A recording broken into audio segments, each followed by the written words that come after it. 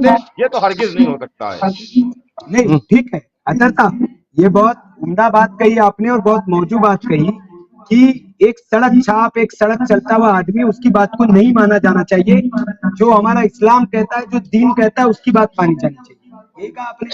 अब ये जिस लड़के की अगर आप बाइट सुनेंगे, ये जब गला काट के बाहर निकलता है और सोशल मीडिया पर एक वीडियो पोस्ट करता है, उस वीडियो में क्या कहता है वो आप सुनिए। उसकी मैं पूरी एक एक बात सुनाता हूँ कि रसूल ने कहा, ठीक है, उसके शब्द है, मेरे शब्द नहीं है।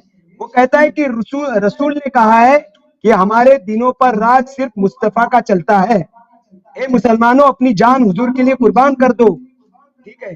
तो बच ये खादिम ये कहा इन्होंने कि या खादिम हुसैन रिजवी, आपने फरमाया था अल्लाह के नाम पर निकलो, फरिश्ते आएंगे, एक कत्ल नहीं करना, दुश्मनों ने इस्लाम के लाशों के ढेर लगा देने, इंशाअल्लाह देखिए भैया, लब्बैक या रसूल। यही लोग जो हैं, अब ये बताइए, जो हम धर्म को कह रहे हैं बदनाम या वो करते लड़का हैं, कह रहा है कि ये यही रसूल कह रहे हैं? वो लड़का कह रहा है। ऐसे ही लड़के, जी ऐसे देखिए, ये लड़का, इसके पीछे के लोगों को भी तलाश कीजिए कि इसके पीछे के लोग कौन लोग हैं।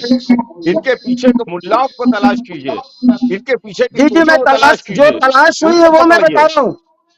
वो खादिम उनको खादिम पकड़िए, रिजवी जो पूरा पाकिस्तान रैकेट से पकड़िए आप। ऑनलाइन ये जुड़ता था, उसके सारे तकरीरों को सुनता था। यही तो मैं कह रहा हूँ सर। आप इस्लामिक स्कॉलर हैं, आप इस बात को समझिए कि अगर आप जैसे मुसलमानों की बात ये सुनता, आप जैसे स्कॉलर्स की बात ये सुनता, ये तो पाकिस्तान परस्ती कर रहा है।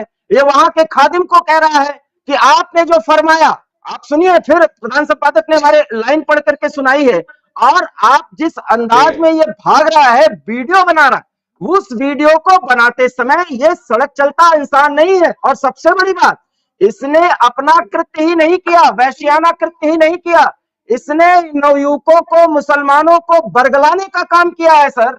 आप अभी भी इसको सामान्य घटना मानते हैं? आवाज आपकी चली गई है, जी आवाज चली गई आपकी। नहीं नहीं, आपकी आवाज आ रही है, आप बोलते रहे सर। एजाज अतार साहब, ये आप देखिए, यही बोलिए। बात मैं रहा हूं।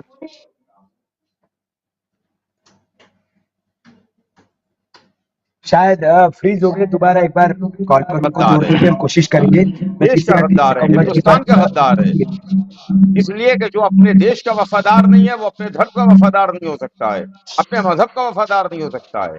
सबसे पहले इस्लाम धर्म अपने वतन से, अपने देश की मिट्टी से मोहब्बत करना सिखाता है कि अगर आप अपने देश की मिट्टी के, अपने वतन की मिट्टी के वफादार नहीं है, अपने देश के वफादार नहीं है, तो दुनिया में आप किसी के वफादार नहीं हो सकते।